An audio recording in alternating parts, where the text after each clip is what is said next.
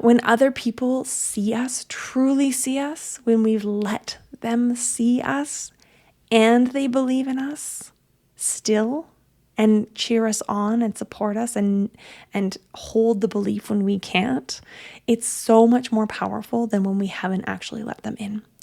Because when somebody hasn't been let in, when they don't really know what's going on and they say, "You've got this," but inside you feel like you're dying, then that "you've got this" doesn't feel like it's coming from a grounded place. It doesn't feel real. But if they've seen all of you, if you've let them in to witness the parts of you that are struggling, the messy, the nasty parts even, and they still are able to look and hold the space and say, "You've got this," how much more powerful is that?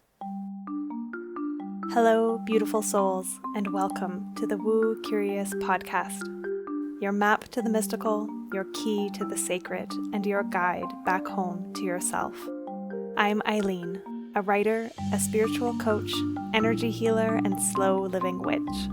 This podcast is your invitation to explore a world where the mundane and the sacred intertwine. It's a haven for those ready to take the first steps into the realms of magic and mystery, providing a safe space for you to embark on your own enchanted journey towards healing and self-discovery. Here, I'll unveil the whispers of the mystical, the rituals often hidden in plain sight, and I'll engage in sacred conversation intended to stir your soul and lead you back into your power. I'm all about demystifying woo and witchcraft. So, whether you're a seasoned seeker or simply woo curious, I'm so delighted you've decided to join me on this journey. Let's make magic.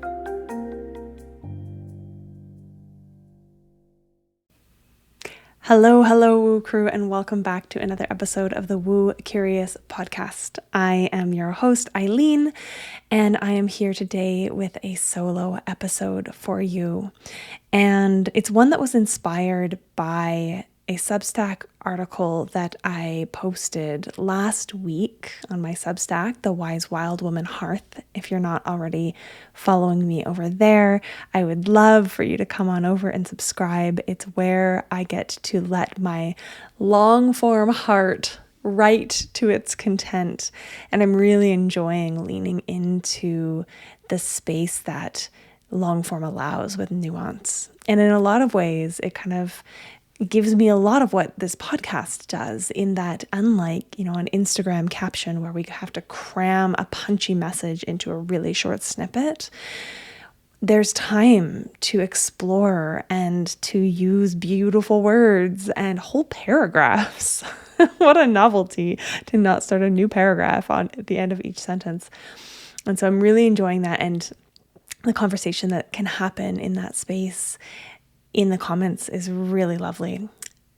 This is maybe a foreshadowing of me forever leaving Meta. That is a wish of mine, and I'm slowly but surely working towards the ability to do that without losing my ability to connect with people around the world.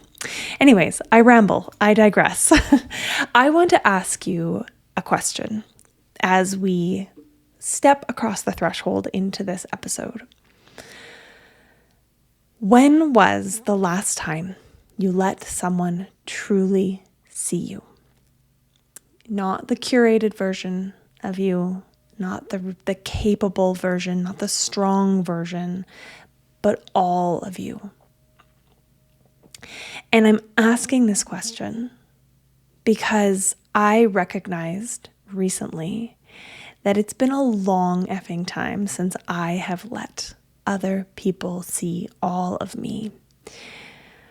I have been lamenting the loss of two really close friendships for years now. In the first summer of COVID, both my closest friends moved across the country away from me to Toronto for very valid reasons.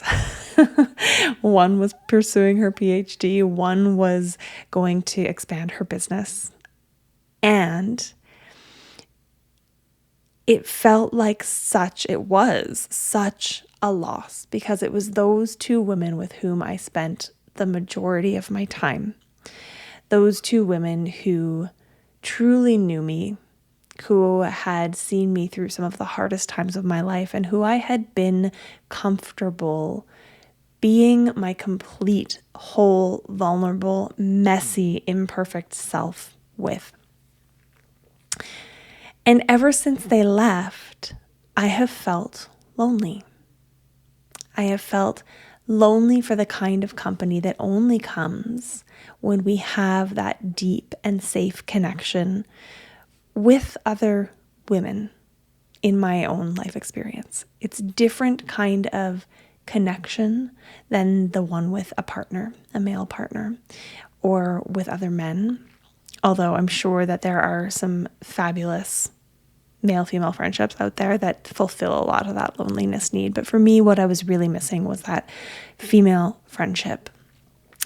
And I've been saying how lonely I am and lamenting this loss and kind of really dwelling and focusing in my life for the last 6 years on what it is that I lost and therefore what it is that I'm lacking. And what this has done, what I realized recently as I walked home from my book club a couple weeks ago with a circle of incredible women, was that yes, I lost the really intimate closeness of those two friends, but I have multiple female friends who are incredible humans who live in this city with me, many online as well and long distance that I always wish were here, but they're not, and that's okay. But what I realized on this walk home from my book club is that I have been, and this is where we get to rewrite stories, right? I have been dwelling and focusing on what it is I don't have to the extent that I forgot to notice and celebrate what it is that I do have. And as I walked home from that book club, I realized that in the week up to and including that book club, I had spent time, not once, not twice, but 6 times in community with women, sometimes one-on-one and sometimes in group. Actually, it was a lot of group settings that week. Not all of those times were me just connecting with women for myself. The book club. I went to a women's spring equinox fire walk that was so nourishing. But some of those times were me holding space for other women in my capacity as a guide, as a healer. But it's so easy. The reason I tell this story is because it's so easy to get stuck on what it is we lack that we forget to acknowledge and lean into and celebrate what it is we have. I had been and have been creating powerful spaces of connection and sisterhood for other women for years, all the while denying myself the same thing. Because yes, I have many female friends here and I spend time with them. But what hit me on that walk home was that I let them see little parts of me. I'm kind of an open book about a lot of things. And also, I had never truly allowed myself to be fully seen in those spaces. And by denying them my vulnerability, I also denied them the opportunity to hold me in the ways that I was missing from those two friends who used to do that. And I'd love to know if you can maybe see yourself a little bit in my story. Are you always the one holding space for others and never the one being held? It is deeply uncomfortable to let ourselves be fully seen and vulnerable in our relationships of all kinds, even with ourselves sometimes. And part of this is because of, ding, ding, ding, the witch wound. We're back to that topic. Are you bored of it yet? There is this teaching that has been passed down through generations of trauma that not only are other women unsafe, But our emotions, our true selves, are not safe places to inhabit and express because, again, it could get us targeted. There's so much conditioning from the time we're really little to distrust one another, to compete, to see the world as this zero-sum game. What's really interesting, I'm fairly new to the spiritual communities and spheres, right? If you've been with me for very long, you'll know that before I embarked on this path, I was like a cold, hard, rational, scientific atheist. Well, we probably could say agnostic. I always had an inkling there might be something else, or at least I wanted to. But I wasn't in spiritual spheres. I did yoga, but for the health benefits. I was a religious studies major, but for the fascination of studying culture. I was never a yoga teacher. I didn't go to full moon circle. I didn't even know what a full moon circle was. And what I've learned as I've come into this sphere more and more, talking to other women who've been in these spaces for a long time, is that the witch wound and the patriarchal notions of competition and jealousy that have been embedded in our skins are often at their peak inside of these so-called enlightened spiritual spaces. I've heard that the yoga world is particularly toxic. And so we have this collective story, and many of us have experienced the hurt of being backstabbed or spoken about poorly, or of it not being safe for us to be vulnerable. So it makes so much sense. The patriarchy has kept women in distrust of one another for too long. It's robbing us of the power we hold when we are united. And so there's an invitation here back into connection. And I'm going to pause kind of between each little moment or section of today's episode and just ask questions. So I asked the first question I asked again, when was the last time you let yourself be truly seen? And then I asked if you could see yourself in my story. Are you always the one holding space and never the one being held? I'm going to guess the answer is yes, especially after having been to a full moon ceremony last night where we were talking about Libra and the scales and the balance and what we give versus what we receive. And every woman there was giving way more than they were receiving. And so this third question is, have you cut yourself off from connection and sisterhood because you feared something, right? Feared being too different, because you were afraid of being hurt or of being abandoned or left if you showed your whole self. This is a really real and very primal fear. There's no shame here. We've all done it. We're wired to want to belong because belonging is surviving as a very squishy-bodied mammal.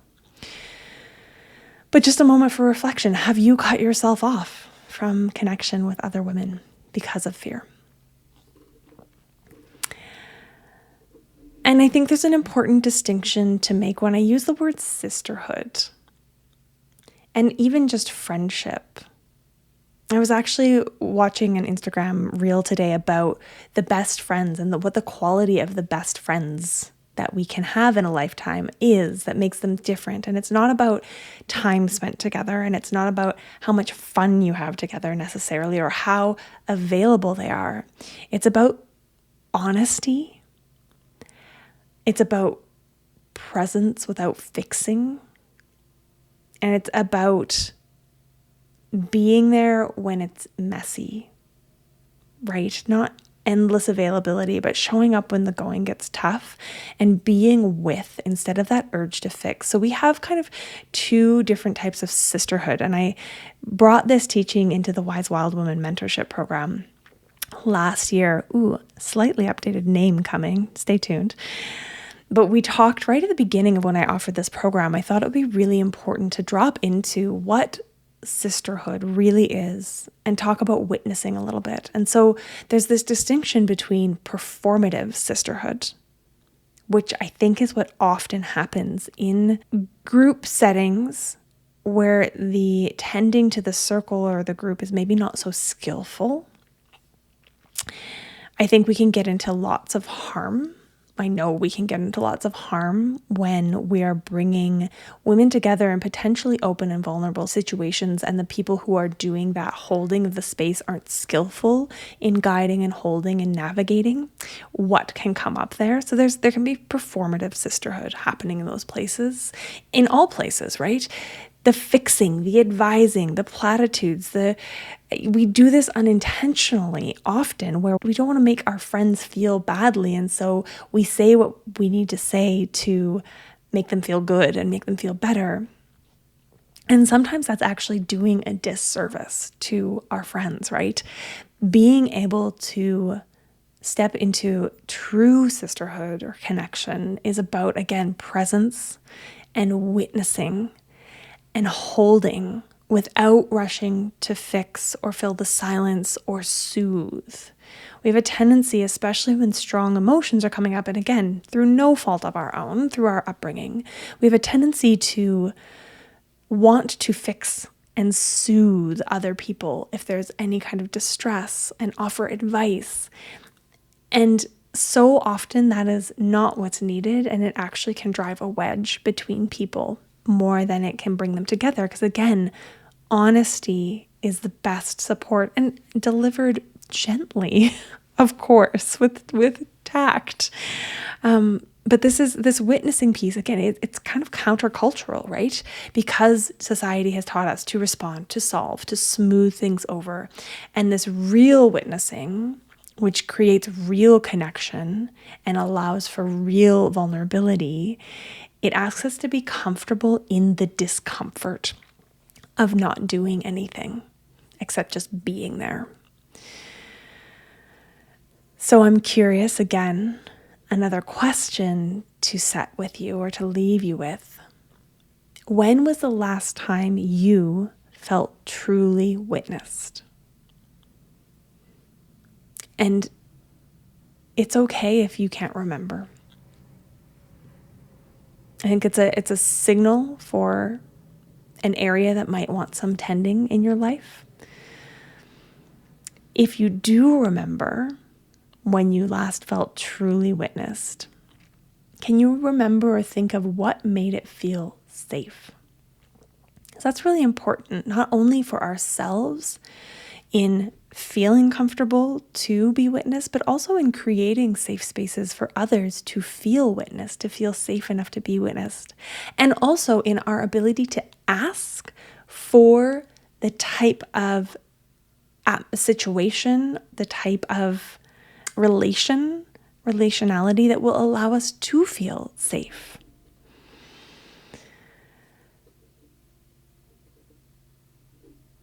Being seen without judgment, it doesn't just feel good on a surface level, it creates safety at the nervous system level. Being witnessed and held without being fixed or being shamed or being in some subtle way told that our emotions, our beingness is wrong or too much. This is what begins to create that nervous system safety. And I have had the great privilege in my years, in my careers, to witness this firsthand, especially as a midwife.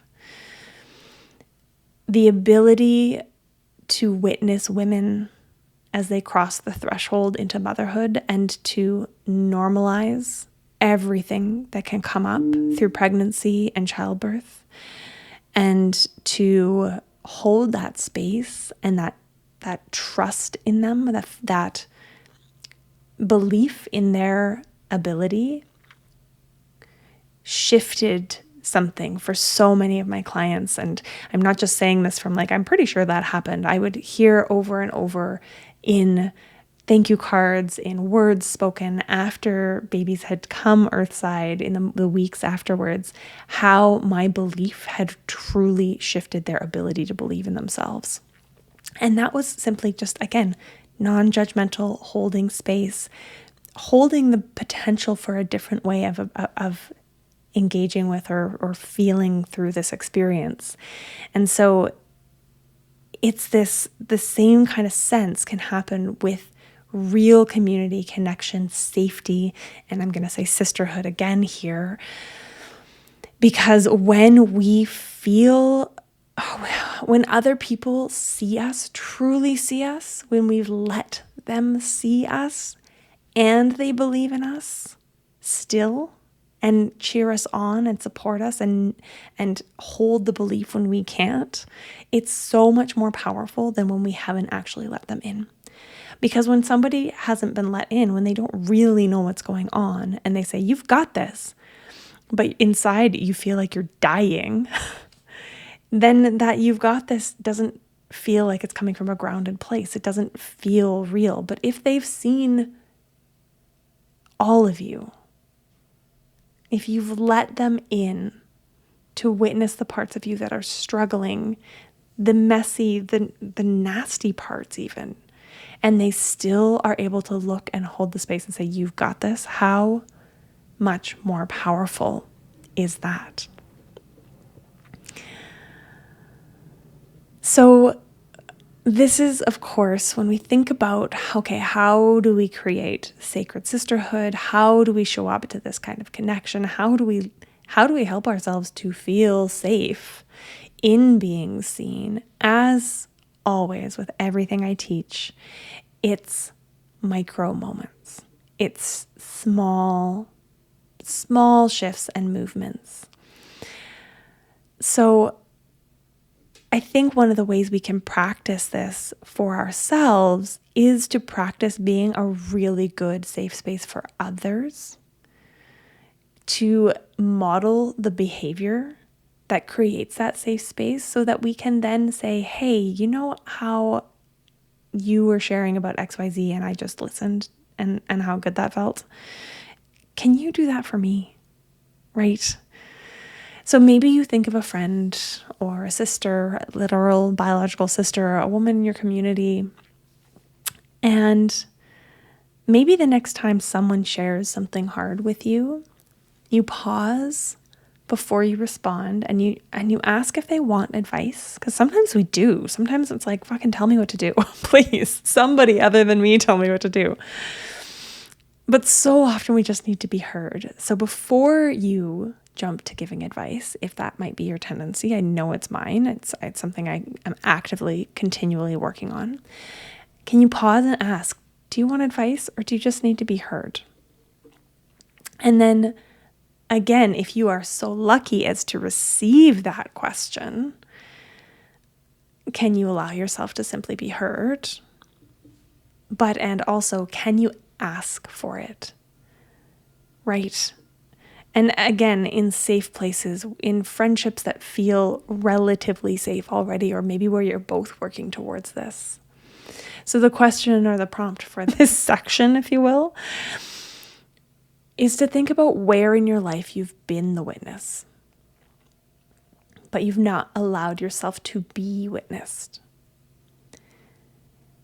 Not every friendship is going to be a place where that reciprocity of witnessing can take place, or maybe not on the same scale.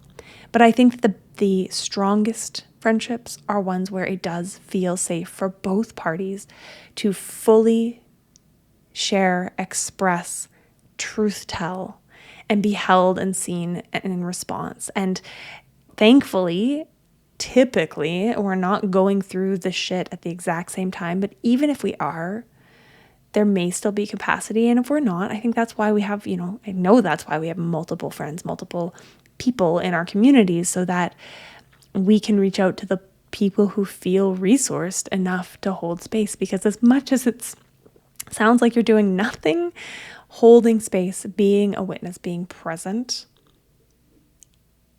is in some ways harder than offering advice. and trying to fix the problem.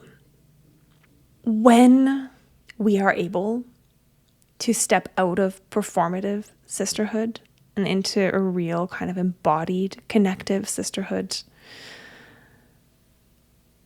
it is so incredible to see, to feel, experience what can shift in our lives. It is empowering.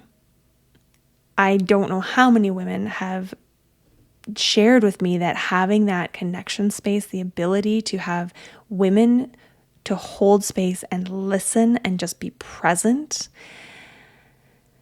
has allowed them to set boundaries with their spouses they wouldn't otherwise have, or have that scary conversation, or stand up for themselves at work, or just feel like they actually aren't failing when they're spiraling. Right? It's a really powerful medicine having community and sisterhood. And it just opens up so much more in this life. And it's incredible the different places and ways this kind of community can take shape. In person, of course, yes. And also, it is entirely possible to build this kind of community and connection online. It's the exact kind of community and connection that is built every time that I run Unleash Your Inner Witch. I continue to be astounded. It's not in the curriculum. It's a journey inwards in so many ways. Unleash Your Inner Witch is about coming home to yourself, about coming into your power, finding your authenticity, finding your worth, and finding a different way of moving in the world. But what happens, and part of the reason I continue to run this course live, and I'm so excited for the longer format that it's now in the 12 weeks, is that when we do this work in community, it roots deeper, it ripples further, and it allows us to not have to carry it all alone. I truly do not believe we can quote unquote complete the healing journey. There's no such thing, but I know we can do a lot of healing on our own. And I do not believe that we can heal as far and as effectively as when we are in community, as when we have support. Every woman who has come through Unleash, when I ask about the best part of the course, nearly every single one of them have said the community, the sisterhood that makes me feel like I'm not alone, the safety of the community, over and over and over. And so that witnessing, the experience of being surrounded by people who are seeing you and cheering you on without an agenda, without the need to fix, is absolutely priceless. I hope that you have or can find or create, can be very intentional, a community for yourself that feels like this. If you've been dancing around the edges of Unleash Your Inner Witch, I hope that this episode gave you a sense of maybe the richness or the depth that is available in this beginner's course in witchcraft for the woo curious. That subtitle feels so inadequate to describe what gets created in this space. And it speaks volumes to me that the women who have journeyed through the program before continue to register and come back to do it again. That creates its own level of connection and sisterhood and eldership, which I think we are deeply lacking in our society, is a connection with generational knowledge and with elders, with people to look up to, people at different levels of learning.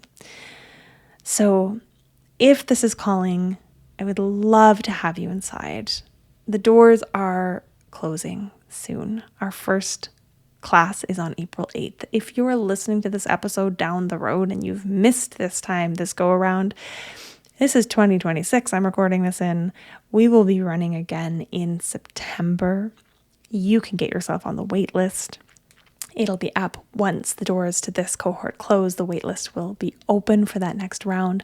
I keep this space limited to 16 bodies inside because that feels like kind of like the outside edge of where we can create intimacy and maintain that safety piece. And I'm just so excited. I'm so delighted to be able to offer this space over and again. It warms my heart so much. It makes me feel incredibly blessed. Regardless where you stand on Unleash, I hope that this episode has given you some food for thought around how to create more connection in your life, and maybe even just sending you to your journal to get out on paper and into your inner world whether or not you allow yourself to be witnessed. And if you don't,